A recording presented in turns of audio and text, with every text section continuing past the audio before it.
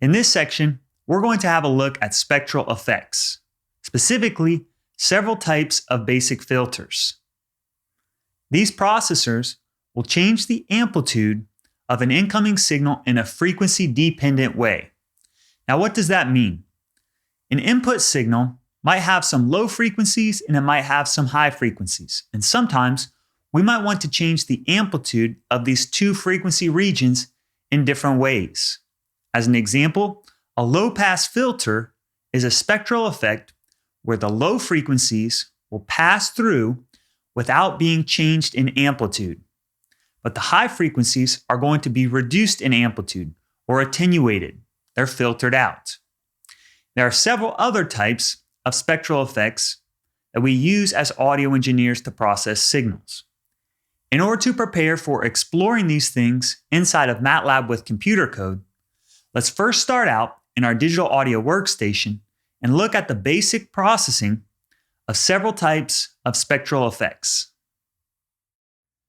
Here in Pro Tools, let's have a look at several different types of basic filters. In order for us to hear the effect that each filter has on a signal, I'm going to use some white noise and then process it using this plugin. The noise itself sounds like this.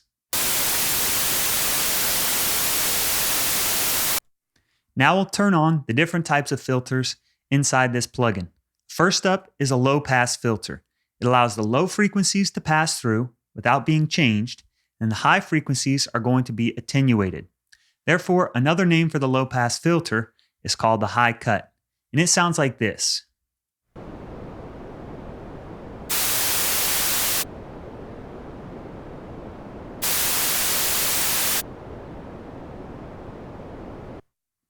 The complement of the high cut is the low cut.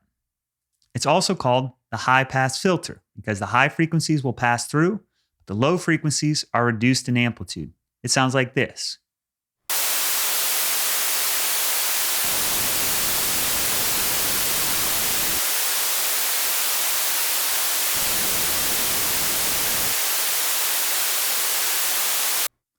There are a couple other basic types of filters that we're going to look at in this section.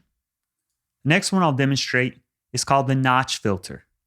In this case, the low frequencies pass through and also the high frequencies pass through. Then there's going to be a band in the middle of our spectrum. We're going to notch out or reduce the amplitude around 500 Hertz in this case. This one sounds like this.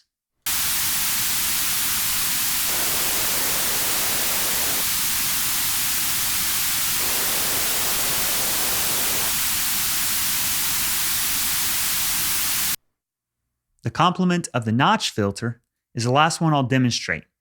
This is called the bandpass filter. This is where we have a band in the middle of our spectrum that passes through, but then our low frequencies are reduced in amplitude, as well as our high frequencies are reduced in amplitude. Sounds like this.